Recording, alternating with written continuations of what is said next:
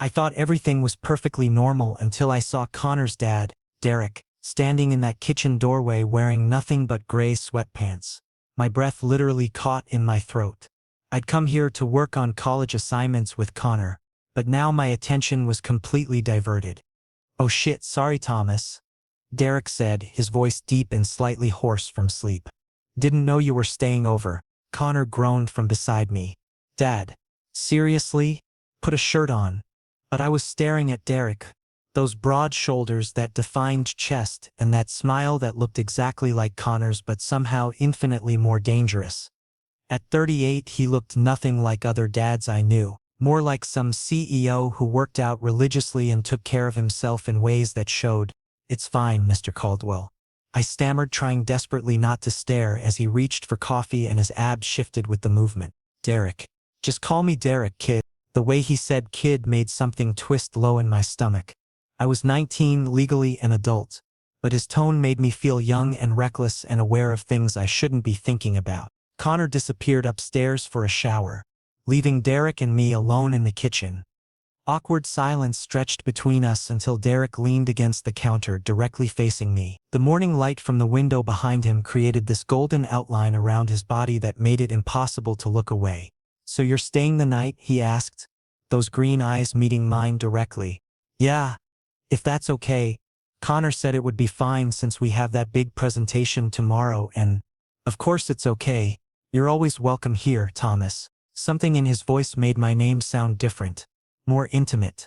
I clutched my laptop bag like it was some kind of lifeline, knuckles probably white from gripping it so hard. "You want some coffee, something stronger maybe?" "I'm good," I replied quickly. But Derek was already moving closer, reaching past me for mugs from the cabinet. His arm brushed against mine as he stretched, and I could swear he did it deliberately. The contact sent electricity shooting up my arm. "Relax, Thomas. You seem really tense." My heart was racing so fast I was sure he could hear it. This was Connor's dad, my best friend's father who'd known me since I was a kid riding bikes in their driveway. But the feelings coursing through me now were definitely not childhood memories. Derek's cologne hit me then, something expensive and masculine, that mixed with the scent of coffee and something that was purely him. I found myself leaning slightly closer before catching myself and stepping back. "You okay there?" Derek asked, and there was something knowing in his tone that made my cheeks burn. "Yeah, just tired. Long night studying." He poured coffee into 2 mugs, his movements slow and deliberate. "You know, Thomas, you've really grown up." "When did that happen?" The question hung in the air between us, loaded with implications. I wasn't sure I was ready to unpack. I watched as he added cream to 1 mug, remembering how I liked my coffee even though I hadn't been here in months. "I guess everyone grows up eventually," I managed, accepting the mug he offered. Our fingers brushed during the exchange, and this time I was certain it wasn't accidental. "Some more than others," Derek murmured, those green eyes studying my face in a way that made me feel exposed, like he could see every confused thought racing through my head. "Dad, where did you put my—" Connor's voice echoed from upstairs, breaking whatever spell had fallen over the kitchen. Derek stepped back immediately, but not before his fingers briefly touched my wrist. The contact was featherlight, but it burned like a brand. "Think about that drink later," he whispered, so quietly I almost thought I'd imagined it. I froze completely. What had just happened? Was he just being friendly? Or was something else going on here? Connor's footsteps on the stairs reminded me exactly where I was and how complicated this could become. But Derek's touch was still burning on my skin, and I already knew I was in deep trouble. The rest of the morning passed in a blur of stolen glances and careful avoidance. Derek left for work after breakfast, but not before catching my eye one more time and giving me a smile that made my stomach flip. Connor was completely oblivious, chattering about our presentation and complaining about Professor Martinez's impossible standards. "You're being weird," Connor said as we settled into his room with our laptops and textbooks spread across his bed.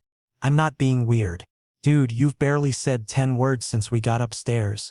And you keep staring off into space."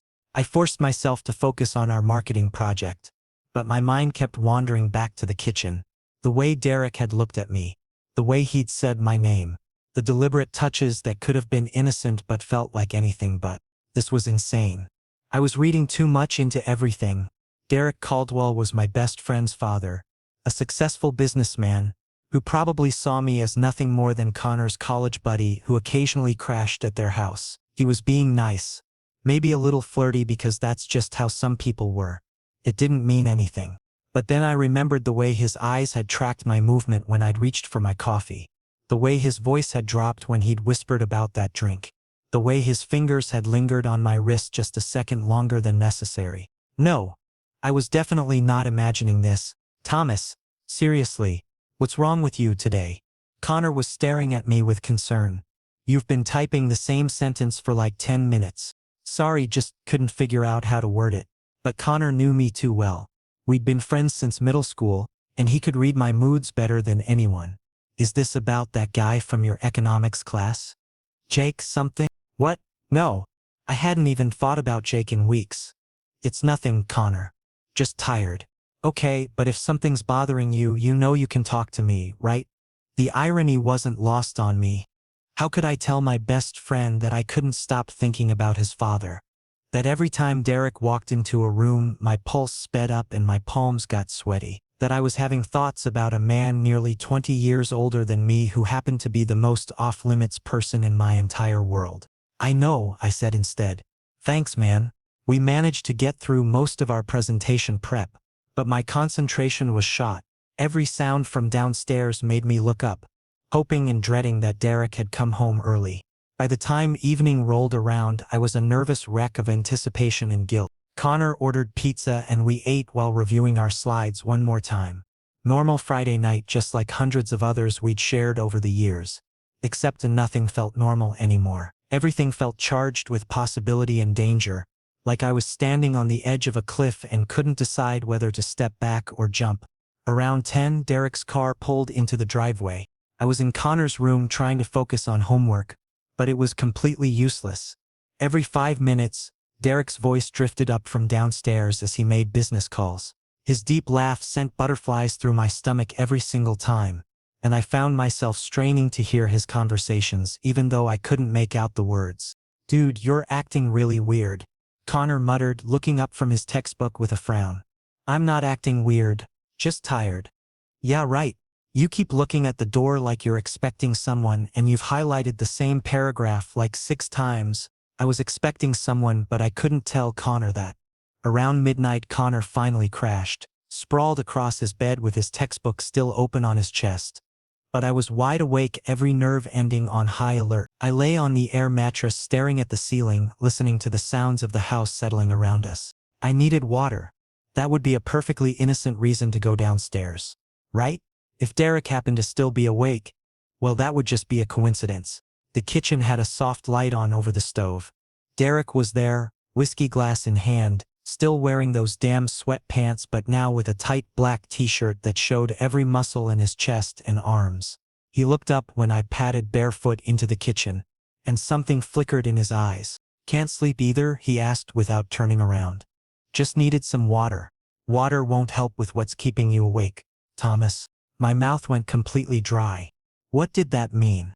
I went to the fridge, trying to act normal, but Derek set his glass down on the counter and moved closer. Close enough that I could smell his cologne mixed with whiskey and something that was purely masculine and intoxicating. You're nervous, he said, and it wasn't a question. No, I'm not. It's okay to be nervous around me, Thomas. The way he said it made my knees weak. He was standing right behind me now, close enough that I could feel the heat radiating from his body. Close enough that if I leaned back even slightly, I'd be pressed against him. Derek, shh. His finger came up near my lips, not quite touching but close enough that I could feel the warmth. Connor's a heavy sleeper. We won't disturb him. My breath caught in my throat. This was definitely wrong. Connor was my best friend and this was his father. But Derek's proximity was melting every logical thought in my brain, reducing me to pure want and confusion. Do you want me to step back? He whispered, his breath warm against my ear. I could have shaken my head. Could have said yes. Could have walked away and pretended this never happened. Instead, I stood there frozen, like a deer caught in headlights, unable to move in either direction. Good boy, Derek murmured, and that phrase sent electricity shooting through every nerve ending in my body. Upstairs, Connor's soft snores drifted down. I was safe. Or maybe I was in more danger than I'd ever been in my life. Derek's hand slowly slid down my arm, leaving trails of fire in its wake, and I knew I was crossing a point of no return. His other hand came to rest on my hip, thumb tracing small circles through the thin fabric of my t-shirt. I couldn't breathe, couldn't think, could only stand there and let myself be consumed by the feeling of Derek's hands on my body. You feel it too, don't you? He asked, voice barely above a whisper. This thing between us? I nodded, not trusting my voice. His hand moved from my hip to my waist, pulling me back against him slightly. I could feel the solid warmth of his chest against my back, could feel how perfectly I seemed to fit against him despite our height difference. How long? Derek asked. How long what? How long have you been thinking about this? About me. I closed my eyes, leaning back into his warmth. I don't know, maybe since I came back from winter break. You looked different somehow. You looked different too. Older, more. His hand tightened slightly on my waist. More tempting. The word hung between us, heavy with implication. I turned in his arms, suddenly needing to see his face, to confirm that this was really happening. Derek's eyes were dark with want. But there was something else there too. Conflict. Guilt. The same war between desire and morality that was raging inside me. This is crazy, I whispered. Completely insane, he agreed, but his hands stayed on my waist, thumbs brushing along my hip bones. Connor would never forgive either of us. No, he wouldn't. You're his father. And you're his best friend. We were listing all the reasons this was impossible, but neither of us was pulling away. If anything, we seemed to be getting closer, drawn together by some magnetic force that was stronger than logic or consequences. Thomas, Derek said softly, if you want me to stop, you need to tell me now. Because in about 10 seconds, I'm going to do something we can't take back. My heart was pounding so hard I could hear it in my ears. This was my chance to walk away, to preserve my friendship with Connor, to avoid the complications that would inevitably follow. This was my chance to be smart and responsible and safe. Don't stop, I whispered. Derek's control snapped. His mouth crashed down on mine, and it was nothing like the tentative first kisses I'd shared with other guys my age. This was hungry and desperate, and completely overwhelming. His hands tangled in my hair, holding me exactly where he wanted me while his lips moved against mine with a skill that made my knees buckle. I kissed him back with everything I had, pouring months of confused feelings and midnight fantasies into the connection between us. He tasted like whiskey and something darker, something dangerous that I couldn't get enough of. When we finally broke apart, both of us were breathing hard. Derek rested his forehead against mine, eyes closed like he was trying to process what had just happened. Fuck, he muttered. Thomas. The sound of a car door slamming in the driveway made us both freeze. Derek immediately stepped back, running a hand through his hair while I tried to process the fact that we'd just been kissing in his kitchen while his son slept upstairs. Connor must have forgotten something, Derek said, voice carefully controlled. Go. Now. I didn't need to be told twice. I practically flew up the stairs, slipping back into Connor's room and onto my air mattress just as the front door opened. My heart was still racing, lips still tingling from Derek's kiss, when Connor stirred slightly. Where'd you go? He mumbled sleepily. Bathroom, I lied, pulling my blanket up to hide the fact that I was fully dressed. Connor rolled over, already falling back asleep. But I lay there wide awake for hours, staring at the ceiling and replaying every second of what had just happened. Derek Caldwell had kissed me, really kissed me. And God help me, I wanted him to do it again. Derek's touch had been electric, but fear crashed over me and I stepped back quickly. I should go back upstairs. Yeah, he said slowly, but his eyes were still searching mine, looking straight into my soul. You probably should. I practically ran from the kitchen, but his soft chuckle followed me, echoing in my ears as I climbed the stairs. Back in Connor's room, I collapsed onto the air mattress, heart still racing like I'd just run a marathon. What had I almost done? This was Connor's dad, my best friend's father. But even as I tried to rationalize it away, I could still feel the phantom pressure of Derek's lips on mine, Still taste whiskey and wine on my tongue. Morning came too soon and not soon enough. At the breakfast table, Derek was completely normal, making coffee, asking Connor about classes, discussing weekend plans like nothing had happened between us the night before. Only when Connor went to the bathroom did Derek look directly at me. "Sleep well, Thomas?" "Yeah. Fine." I lied, avoiding his knowing gaze. He gave me that same smile from yesterday, the one that made my stomach flip. "Good. You needed the rest." I felt heat creep up my neck. And seeing my reaction, his smile grew wider. Connor returned before anything else could happen, but Derek's message was crystal clear. This game was far from over. After classes, Connor went to the mall with friends. And somehow I found myself making excuses to go back to Derek's house. This pattern was becoming dangerous, but I couldn't seem to stop myself. Like a moth drawn to flame, knowing I'd probably get burned but unable to stay away. "Thomas," Derek said as soon as he opened the door, like my return was completely expected. "Connor's not here." "I know," I admitted quietly. "Come in." The living room felt different in the afternoon light. Derek sat on the couch in casual clothes, but somehow he still managed to look intimidating. I hovered awkwardly by the door, suddenly unsure why I'd come back. "Sit," Derek said, patting the couch beside him. When I hesitated, he added with a slight smirk, "I won't bite, Thomas. Unless you want me to." My face heated up immediately. Slowly I made my way to the couch but sat on the opposite end, trying to maintain some safe distance between us. "Do you know why you came back here?" Derek asked directly. I shook my head, unable to find words. "I do," he said confidently. "Same reason that drew me to you in the kitchen last night." "Derek, this is wrong," I finally whispered. "Yeah," he agreed, sliding closer on the couch. "Completely wrong. I'm Connor's father. You're his best friend. I'm almost 20 years older than you." With every reason he listed, he moved closer to me. "But," he continued, now close enough that I could see gold flecks in his green eyes, "sometimes things that are wrong feel incredibly right." His hand came up to cup my cheek, gentle but possessive. I could have leaned into his touch, or I could have pulled away. Instead, I froze completely as he slowly began leaning toward my lips. At the last second, I turned my head and Derek's lips barely brushed my cheek. He immediately pulled back, hands up in surrender. "Sorry, I went too far," he said, genuine regret in his voice. "No, I'm just confused," I admitted, face still burning from his almost kiss. Derek moved to the opposite end of the couch, giving me space. "Look, Thomas, I don't want to pressure you. If you're uncomfortable, we can pretend none of this ever happened." But I didn't want to pretend. The feelings building inside me were real. Scary as hell, but completely real. "What happens if Connor finds out?" I whispered. "He won't," Derek said firmly. "I can't take that risk. Connor is my world." "Then why are we doing this?" Derek let out a long sigh, running his hands through his hair. "Because I can't seem to control myself around you, Thomas. For the past 2 years, I've been noticing you in ways I shouldn't. When you turned 18, I told myself these were just protective, fatherly feelings.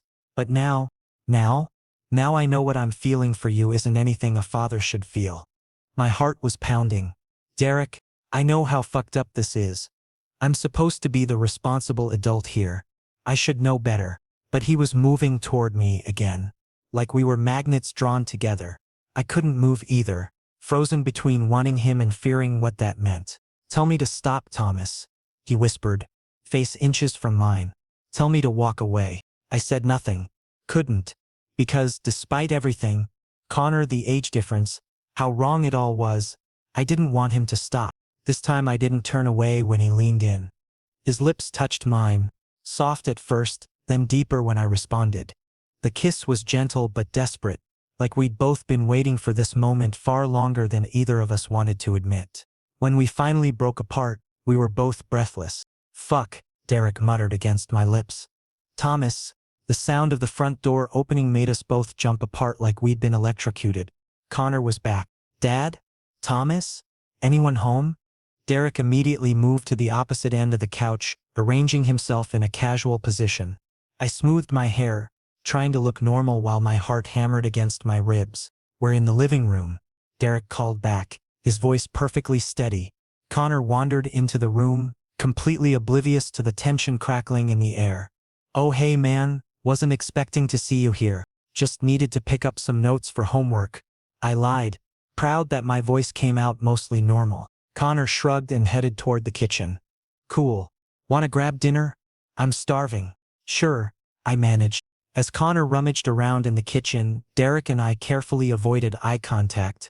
But the air between us was thick with unspoken words and the memory of his lips on mine. Everything had changed. The careful balance we'd maintained, the plausible deniability, the ability to pretend this was all innocent, it was gone. We crossed a line there was no going back from. Over dinner, Connor chattered about his friends and classes while Derek and I sat on opposite sides of the table, hyper-aware of each other's every movement. When Derek's foot accidentally brushed mine under the table, electricity shot up my leg. When our eyes met over Connor's head, the air practically sizzled. This was dangerous, unsustainable. Someone was going to notice eventually, and when they did, everything would fall apart. But as I watched Derek laugh at one of Connor's stories, saw the way his eyes crinkled at the corners and how his whole face lit up with genuine affection for his son, I knew I was already in too deep to care about the consequences. I was falling for Derek Caldwell, and there was no safety net to catch me when I hit the ground. At the last second, I turned my head away, and Derek's lips barely brushed my cheek. He immediately backed off, hands raised in surrender like he'd been caught doing something criminal. "Sorry, I went too far," he said, genuine regret heavy in his voice. "No, I'm just confused," I admitted, my face still burning from his almost kiss. Derek moved to the opposite end of the couch, putting space between us like he was trying to protect us both from ourselves. "Look, Thomas, I don't want to pressure you into anything. If you're uncomfortable with this, we can pretend none of it ever happened." But I didn't want to pretend. The feelings building inside me were real. Terrifying as hell, but completely real. They'd been growing for months, maybe longer, and now that they were out in the open, I couldn't just stuff them back down. "What happens if Connor finds out?" I whispered, voicing the fear that had been eating at me since that first moment in the kitchen. "He won't," Derek said firmly, his jaw set with determination. "I can't take that risk. Connor is my world, Thomas. He's everything to me. Then why are we doing this?" Derek let out a long, shuddering sigh, running both hands through his hair like he was trying to pull himself together. "Because I can't seem to control myself around you anymore. For the past 2 years, I've been noticing you in ways I shouldn't have. When you turned 18, I told myself these were just protective feelings. Maybe some misguided paternal instinct. But now I know what I'm feeling for you isn't anything a father should feel about his son's friend." My heart was pounding so hard I could feel it in my throat. "Derek, I know how fucked up this is," he continued, his voice raw with self-recrimination. "I'm supposed to be the responsible adult here. I should know better. I should be able to control this."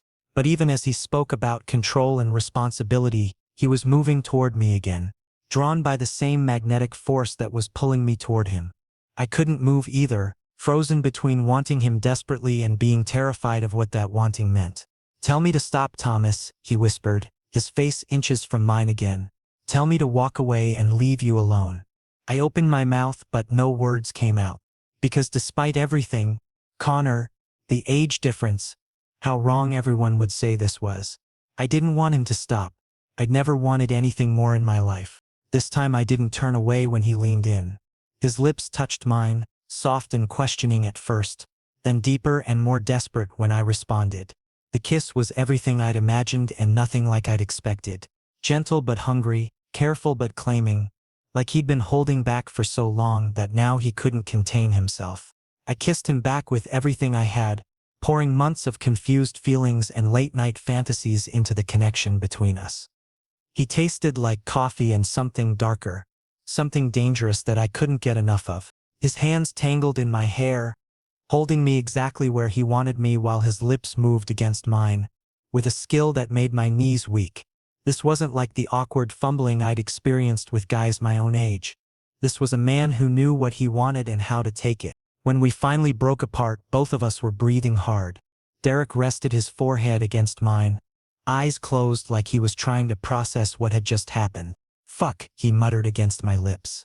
Thomas, the sound of the front door opening made us both jump apart like we'd been electrocuted. Connor was back, and from the sound of his footsteps, he was heading straight for the living room. Dad? Thomas? Anyone home? Derek immediately moved to the opposite end of the couch, arranging himself in a casual position that gave no hint of what had just transpired between us. I smoothed my hair with shaking hands, trying to look normal while my heart hammered against my ribs. "We're in the living room," Derek called back, his voice perfectly steady and controlled. Connor wandered into the room, completely oblivious to the tension crackling in the air between his father and me. "Oh hey man, wasn't expecting to see you here again. Just needed to pick up some notes for homework," I lied, amazed that my voice came out mostly normal. Connor shrugged and headed toward the kitchen, already losing interest. "Cool. You guys want to order dinner? I'm starving, and there's nothing good in the fridge." "Sure," I managed, not trusting myself to say more. As Connor rummaged around in the kitchen, Derek and I sat in careful silence, avoiding eye contact but hyper-aware of each other's every movement.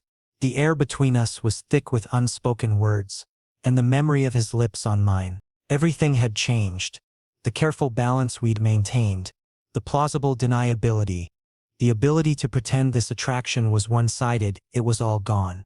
We'd crossed a line there was no going back from, and now we had to figure out how to navigate this new reality. Over dinner, Connor chattered about his day while Derek and I sat on opposite sides of the table, stealing glances when we thought the other wasn't looking. Every accidental brush of fingers when we reached for the same thing sent electricity shooting through me. Every time our eyes met over Connor's head, I felt like the air might catch fire. "You guys are being weird tonight," Connor observed halfway through his burger. My blood ran cold. "What do you mean?" "I don't know, just quiet. Usually you two are talking about sports or dad's work or something. Tonight you're both just sitting there." Derek recovered faster than I did. "Long day at the office." "Sorry kiddo, just tired." "Yeah, and I've got that big exam tomorrow," I added, hoping my voice sounded normal. "Kinda stressed about it." Connor seemed to accept these explanations, but I caught him looking between us with a slightly puzzled expression a few more times during dinner. He knew us both too well. If we kept this up, he was going to figure out something was going on. After dinner, I helped clean up, hyper-aware of Derek moving around the kitchen. Every time he passed behind me, I could feel the heat of his body. When he reached around me to put dishes in the dishwasher, his arm brushed against mine and I had to grip the counter to keep my knees from buckling. "I should probably head home," I said once the kitchen was clean. "Early class tomorrow." "I'll walk you out," Derek offered, and something in his tone made my pulse quicken. Connor was already settling in front of the TV, so he just waved goodbye without looking up from his game. Derek followed me out to my car, and for a moment we just stood there in the driveway, the space between us charged with everything we couldn't say. "Thomas," Derek started, then stopped, running a hand through his hair. "I know," I said quietly.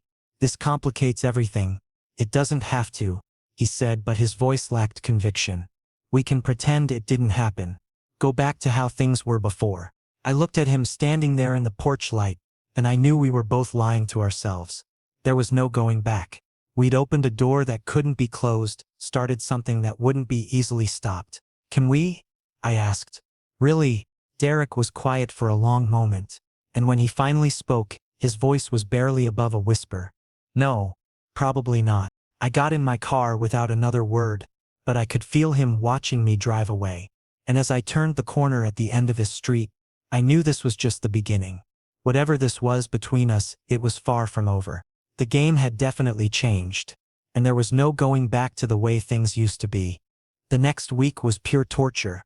Connor and I attended our regular classes, worked on assignments, grabbed lunch at our usual spots. But every time we went to his house, the air felt electric. Derek maintained professional distance when Connor was around, but the stolen glances and accidental touches sent clear messages. He couldn't forget about that kiss any more than I could. I found myself analyzing every interaction, every word, every look. When Derek handed me a glass of water and our fingers brushed, was it deliberate? When he laughed at one of my jokes, was there something different in his eyes? I was driving myself crazy with the uncertainty, but I couldn't seem to stop. Friday evening.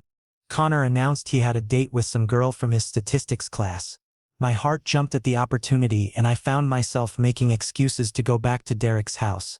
This pattern was becoming dangerous, but I couldn't seem to control myself. Like an addict craving his next fix, I was drawn back to Derek despite knowing how badly this could end. "Thomas," Derek said the moment he opened the door, like my return was completely expected. "This isn't a smart idea." "I know," I said, but I was already stepping inside anyway. In the kitchen he was making coffee, his movements tense and controlled. "Connor's gonna get suspicious if you keep showing up when he's not here. So what am I supposed to do?" I asked, frustration bleeding into my voice. "Pretend I don't feel anything?" Derek turned to face me and I could see the conflict written across his features. "Yes. Exactly that. Easy for you to say, you're an adult with experience. I'm feeling all of this for the first time." His expression softened at my admission. "Thomas, I'm gay," I blurted out suddenly, the words tumbling out before I could stop them. "I've never told anyone, not even Connor. But with you, what I mean with you confirms everything I've been trying to figure out about myself." Derek's coffee mug slipped from his hand, clattering against the counter. "Shit, Thomas. You can't expect me to be your first. I can't be your first experience." "Why not?" "Because I'm Connor's father. Because this is wrong on so many levels." "But it doesn't feel wrong," I said, taking a step closer.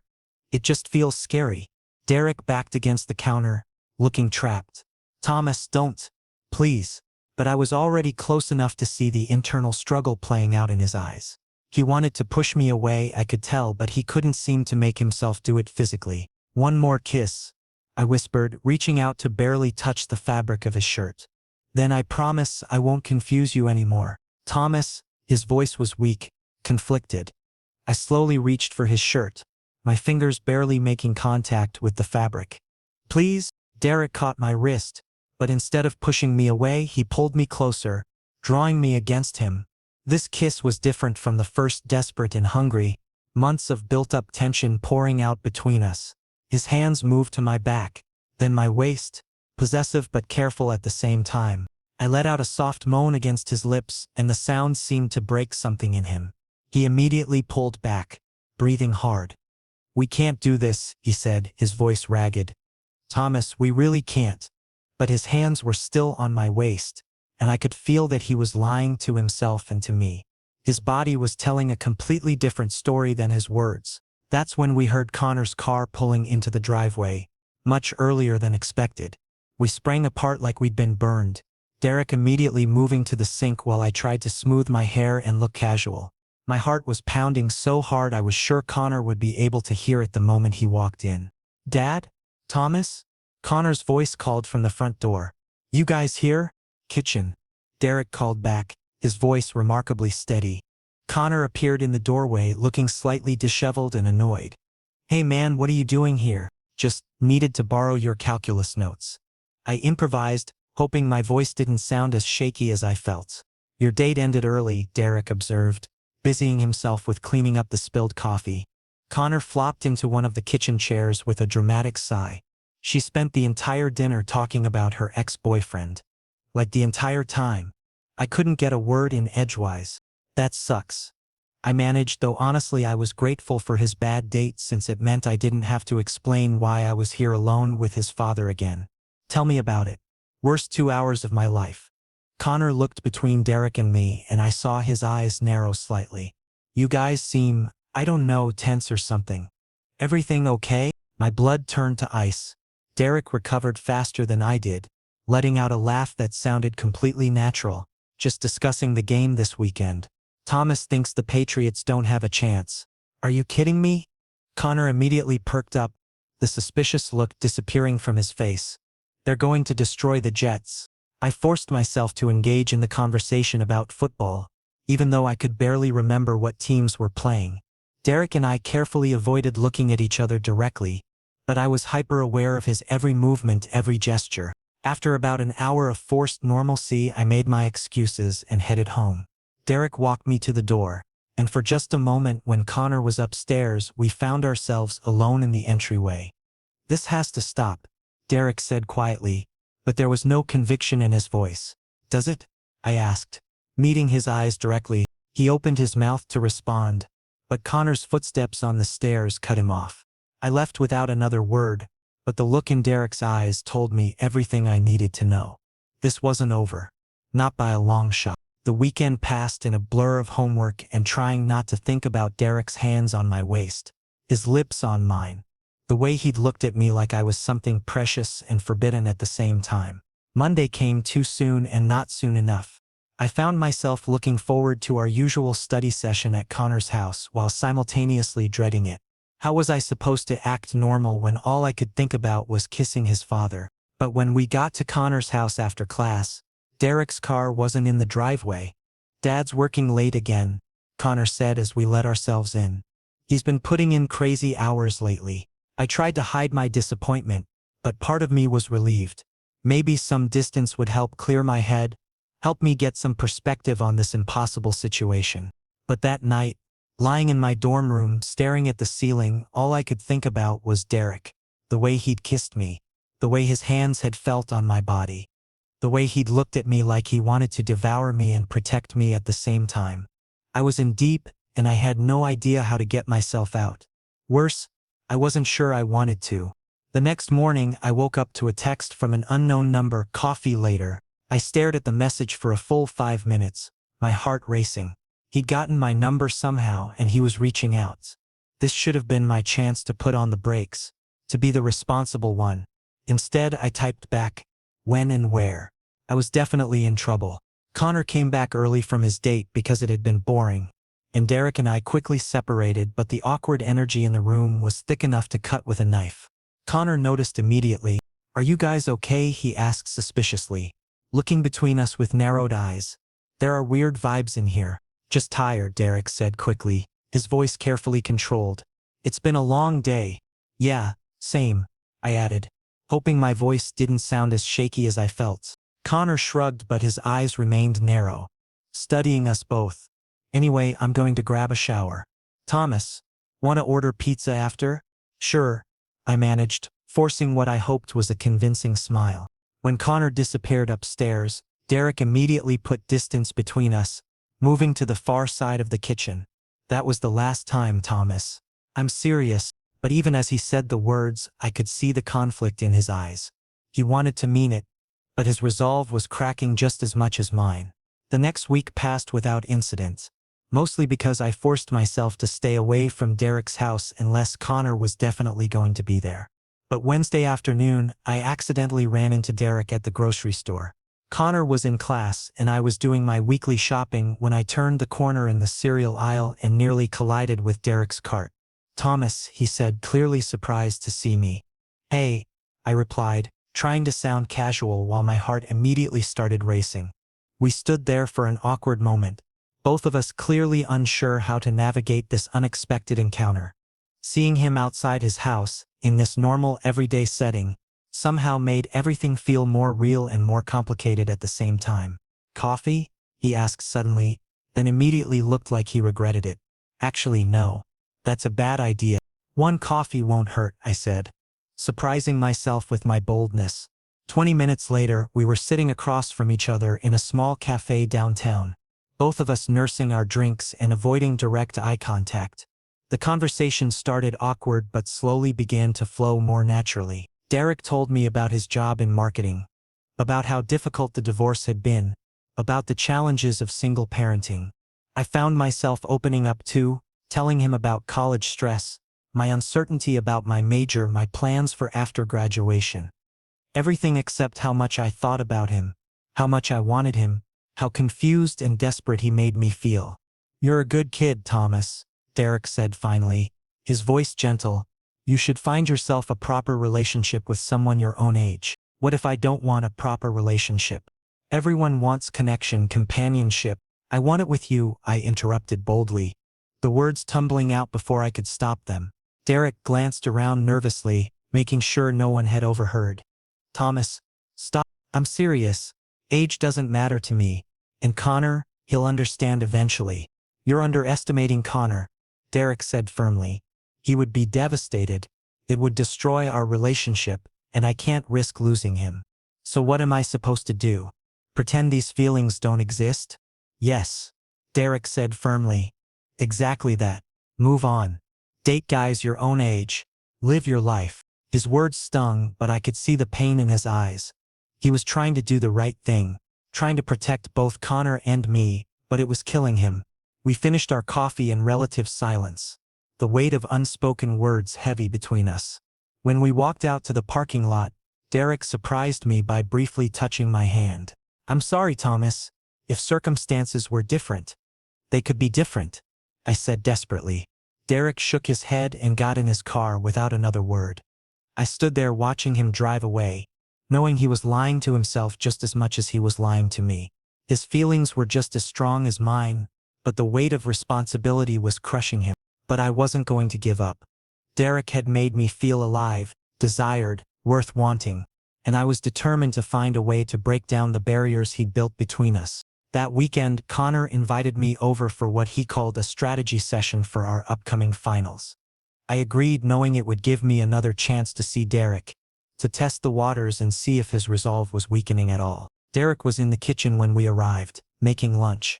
He looked up when we walked in, and for just a moment, his eyes met mine before he quickly looked away.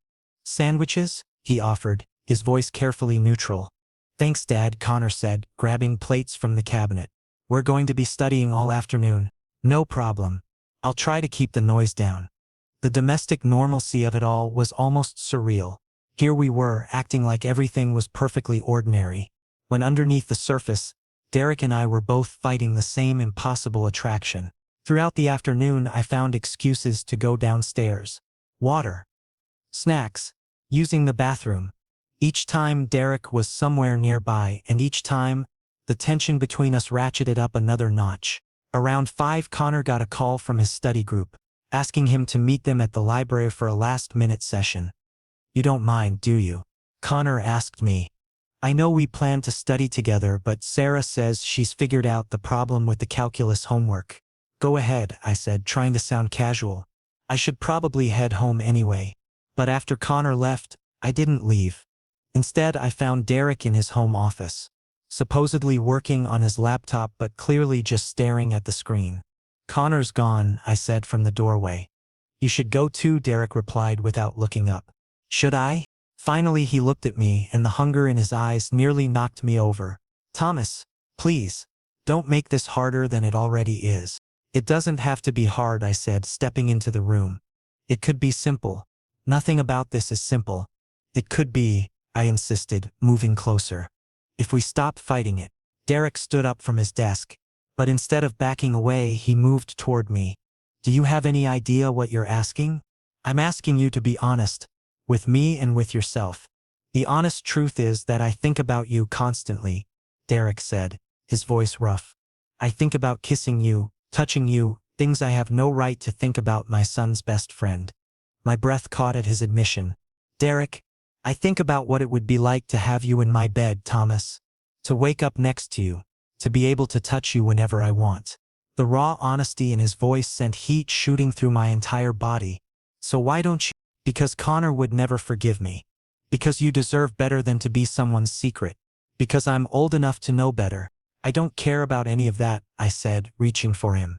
Derek caught my hands, holding them but not pushing me away. You should care, you should run as far and as fast as you can from this situation. But I'm not going to. No, Derek said quietly, pulling me closer. I didn't think you would.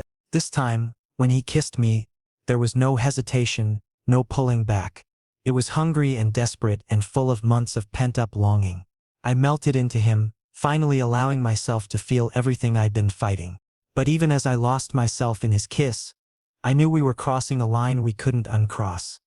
Connor was going to find out eventually. And when he did, our carefully constructed world was going to come crashing down. For now, though, I didn't care. All I cared about was Derek's hands in my hair and his lips on mine and the way he made me feel like I was exactly where I belonged.